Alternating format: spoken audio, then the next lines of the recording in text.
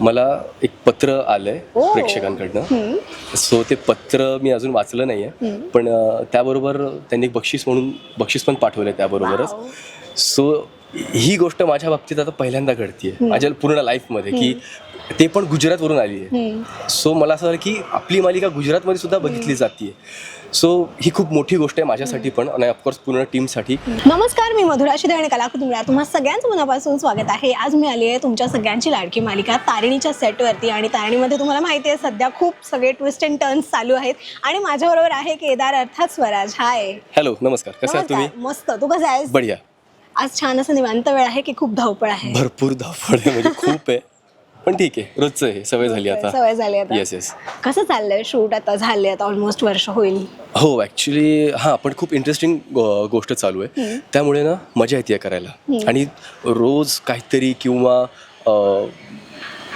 ट्रॅकबद्दल किंवा ओव्हरऑलच जी केदारची जर्नी सध्या सुरू आहे ती फार इंटरेस्टिंग आहे. सो मला रोज काही ना काही नवीन असं करायला मिळतं. सो ते छान वाटतंय मला करायला.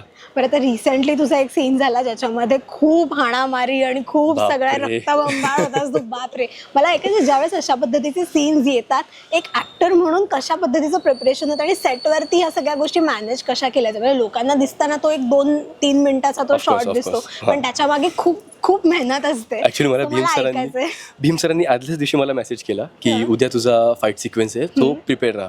सो मी मेंटली प्रिपेअर झालो होते की अच्छा ओके, म्हणजे आउटडोर पूर्ण दिवस ऊन असणार आहे, भरपूर टॅनिंग होणार आहे आपल्याला, आणि हायड्रेट भरपूर राहायचं आहे. सो हे मी मेंटली प्रिपेअर केलं.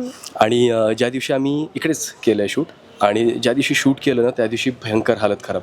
आणि मुळात सध्या वातावरण पण बरोबर नसल्या कारणाने मला सर्दी झालेली आहे. तर त्यामध्ये तो फायटिंग सिक्वेन्स करण्यात ठीक आहे ते झालं, पण मजा पण तेवढीच आली मला. कारण मी फर्स्ट टाइम म्हणजे आता ऑफकोर्स सिरियल सुरू झाल्यापासून आम्ही भरपूर फाईट सिक्वेन्स केलेत, पण हा सिक्वेन्स करताना मला छान मजा आली पण करताना खूप, म्हणजे फायटिंग वगैरे असं हिरो टाईप छान वाटलं मला ते. पण असं झालंय मालिका चालू झाल्यापासून खूप फाईट सिक्वेन्स झालेले आहेत. ऑफकोर्स खूप झाले. खरंच लागलंय किंवा खरंच कोणाला तरी मारलंय? झालंय भरपूर. त्यांचं मला लागलेत, माझं लागले त्यांना भरपूर झाले. म्हणजे नख वगैरे किंवा इकडे ते तर चालूच असतं. म्हणजे मी आता तर लिटरली सांगतो त्यांना की हे बघा, आपण ना हे सगळं खोटं करतोय, तर तुम्ही बिलकुल फोर्स लावू नका, तुम्ही फक्त असं करा, मी रिॲक्ट करतो.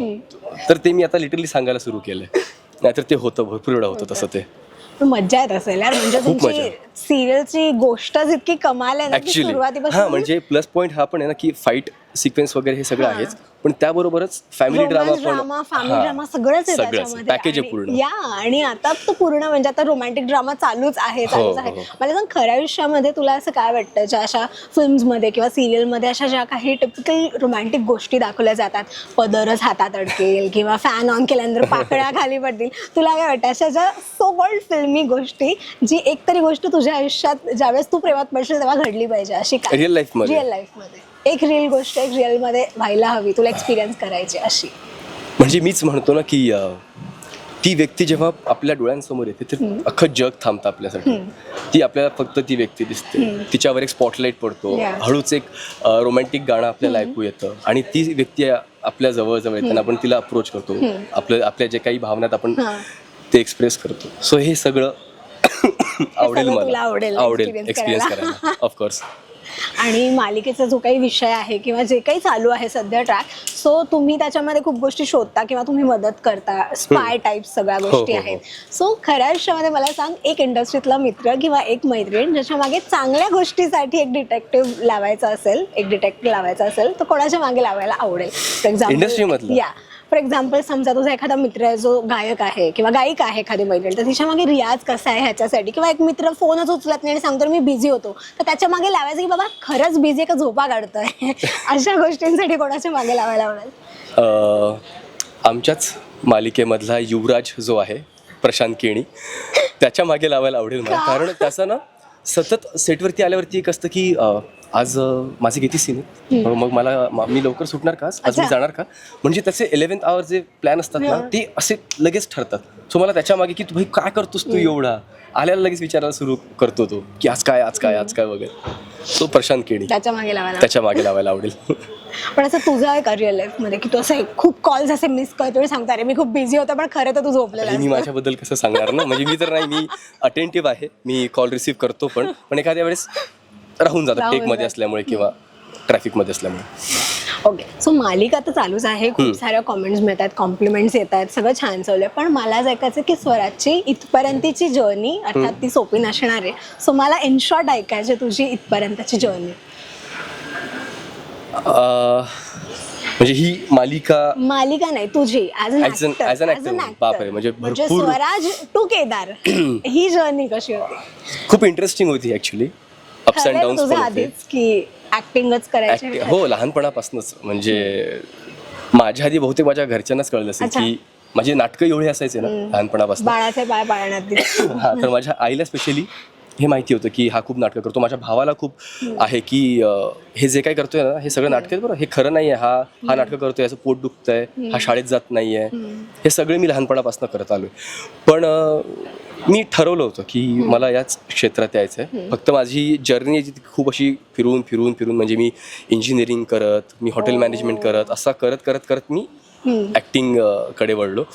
पण मी थिएटर आणि हे सगळं करत होतो पुण्यामध्ये राहून. पण स्पेशली ही मालिका मिळाल्यानंतर ऑफकोर्स खूप चेंजेस बघायला मिळालेत. म्हणजे लिटरली सिग्नलवरती जर मी असं समजा गाडीमध्ये असेल तर लिटरली लोक ओळखायला लागली आहेत मला आता. सो ही जी गोष्ट आहे ना, जेव्हा आपल्याला रिकग्नायझेशन मिळतं, ती गोष्ट खूप आवडते. म्हणजे स्पेशली मला तर फार आवडते ती आता. कारण मी रिसेंटलीच रात्री पॅकअप झाल्यानंतर 11 वाजता मी सिग्नलला थांबलोय आणि सहज एक कपल आला आणि ती अशी बघते आणि ती तिच्या नवऱ्याला सांगते की अरे हा केडी आहे, केडी आहे. सो मला ते इतकं छान वाटलं ना, तर आवडतं मला हे. पण विजन माझं क्लिअर होतं, ॲक्टिंगच. क्या बात आहे. पण एक ना ऍक्टर म्हटलं किंवा आता त्यातल्या जर का लीड एक म्हटलं आणि खूपच हिट सिरियल असेल, सो ना तेव्हा अनेकदा असं होतं की ते सेलिब्रिटी बॅगेज एक ना त्याचं एक थोडंसं कुठेतरी प्रेशर असतं. सो ते आता तुला कुठेतरी येतंय का त्याचं? नाही, म्हणजे आता कुठे सुरुवात आहे माझी, ते बॅगेज अजून तेवढं आलं नाही आहे. पण बघूया, मला वाटत नाही की ते येईल म्हणून इतक्या लवकर. असं सुरुवात आहे तर. पण ह्या मालिकेसाठी अजून तुला काय काय छान छान अशा कॉम्प्लिमेंट्स मिळाल्यात? मला रिसेंटलीच आत्ताच मला एक पत्र आलंय प्रेक्षकांकडनं. सो ते पत्र मी अजून वाचलं नाही आहे, पण त्याबरोबर त्यांनी एक बक्षीस पण पाठवलंय त्याबरोबरच. सो ही गोष्ट माझ्या बाबतीत आता पहिल्यांदा घडतीये माझ्या पूर्ण लाईफमध्ये, की ते पण गुजरातवरून आली आहे. सो मला असं झालं की आपली मालिका गुजरातमध्ये सुद्धा बघितली जाते. सो ही खूप मोठी गोष्ट आहे माझ्यासाठी पण आणि ऑफकोर्स पूर्ण टीमसाठी, कारण ही सगळ्यांचीच मेहनत आहे. सॉरी, मी प्रश्न विचारलो काय, विसरलो काय? मी विचारलं होतं की तुला आत्ता काय काय छान छान कॉमेंट्स अजून? छान छान कॉमेंट्स ना, तर ऑफकोर्स DMs वगैरे येत आहेत. रिसेंटली जो आमचा चंक झाला होता ज्यामध्ये तारिणी बाहेर मिशनला जाते आणि मी घर सांभाळतो आणि स्वयंपाक वगैरे करतो, त्याबद्दल भरपूर प्रेक्षकांनी मला खूप लिहून पाठवलं आहे की आम्हाला पण असा केदार हवा आहे आमच्या लाईफमध्ये, म्हणजे जे लग्न करू इच्छितात, मॅरेज हजबंड मटेरियल आहेत आणि आम्ही आमच्या नवऱ्याला सांगतो की हे बघा, हे असं तुम्ही का करत नाही. तर खूप जास्त प्रमाणात त्यांचं प्रेम मला मिळतंय सध्या आणि खूप आवडतंय मला ॲक्च्युली. क्या बात आहे. पण केदारकडून स्वराज काय काय शिकलाय? भरपूर. केदार असा शांत आणि मुळात काही गोष्टी ना सिमिलर आहेत माझ्यात आणि केदारमध्ये. जसं मी जास्त बोलत नाही, मी थोडासा इंट्रोवर्ट टाईप आहे आणि केदारच्या बाबतीत पण सेम आहे. तो पण फार बोलत नाही. जिथे त्याला वाटतं की बोलावं तिथेच तो बोलतो, नाहीतर बॉस सांभाळून घेते त्याची, त्याला तारिणी सांभाळून घेते दरवेळेस. सो काही गोष्टी सिमिलर आहेत, पण वेळ पाळणं, कारण ऑफकोर्स केदार डिसिप्लिन्ड आहे, पोलीस ऑफकोर्स असल्या कारणाने त्याच्या काही डिसिप्लिन आहेत, ते मला माझ्यामध्ये मग कॉल टाईम असेल तर वेळेवर पोहोचणं, सेटवरती किंवा सीनला बोललं तर वेळेवर पोहोचणं, ह्या गोष्टी मी त्याच्याकडे अडॉप्ट केल्यात. मग क्या बात आहे. जसं तुझ्या कामाचं कौतुक होतं किंवा सगळ्यांचंच होतं, तितकंच कौतुक तुझं आणि शिवानीचं जे बॉन्डिंग आहे त्याचं पण होतं. आणि मला वाटतं जेव्हा कलाकारांचं ऑफस्क्रीन बॉन्डिंग खूप कमाल असतं तेव्हा ते ऑनस्क्रीन खूप छान दिसून येतं. सो हे डे वन पासून तुमचं बॉन्डिंग ऑफकोर्स झालं नसणार, ते हळूहळू टाइम ते होत गेलेलं आहे. पण येस, तुला काय वाटतंय कलाकार म्हणून आपल्या कोस्टार बरोबर, को ॲक्टर बरोबर ती बॉन्डिंग अजून छान डेव्हलप होण्यासाठी काय काय केलं पाहिजे? छान सीन करा, सीनच्या आधी बोला.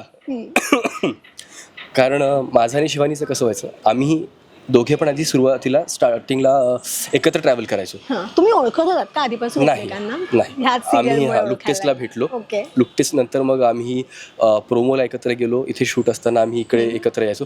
मग कुठेतरी ते गाडीमध्ये काय, आता घोडबंदरचं तर ट्रॅफिक माहितीच आहे.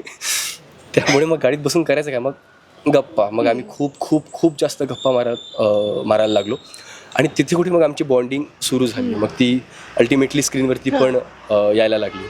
सो छान आहे, म्हणजे आमची मैत्री खूप मस्त आहे. सीनच्या आधी बोलणं खूप गरजेचं आहे, म्हणजे ऑफकोर्स तुम्ही कम्फर्टेबल पण होता आणि कळतं पण की Correct. कसा ऍक्टर आहे ते. येस. आणि लास्ट क्वेश्चन, खूप खूप बिचारा सर्दी झाले तरी तो खूप बोलतोय. लास्ट क्वेश्चन, आता लाईफमधलं एक मिशन काय आहे? मिशन, आता सिरियलमध्ये मिशन चालू आहेत सतत, पण आता लाईफमधलं तुझं एक मिशन काय आहे? प्रेक्षकांसाठी खूप चांगली प्रोजेक्ट्स घेऊन येणं. त्यांचं प्रेम, अजून मला भरपूर प्रेम घ्यायचं त्यांच्याकडनं. आणि घरच्यांना अजून चांगलं कसं वाटेल, त्यांना अजून मला घेऊन कुठे कुठे जाता येईल, फिरवता येईल, चांगल्या ठिकाणी नेता येईल, या गोष्टीकडे. आणि ऑफकोर्स बघूया. क्या बात आहे. खूप मस्त वाटलं गप्पा मारून. Thank you. मला पण स्वराज. खूप छान आणि वाटलं. ह्या मालिकेसाठी आणि तुझ्या सगळ्या प्रोजेक्टसाठी wish you all the very best. Thank you so much. छान प्रोजेक्ट्स मधून बाकी आमच्या समोर येत राहा. Thank you so much. Thank you so much. Rasika हो, कलाकृती मीडिया म्हणजे मनोरंजनाची लयलूट. मनोरंजन क्षेत्रातील किस्से व घडामोडींचा आस्वाद घेण्यासाठी कलाकृती मीडिया या यूट्यूब चॅनलला सबस्क्राईब करा आणि व्हिडिओ लाईक करा.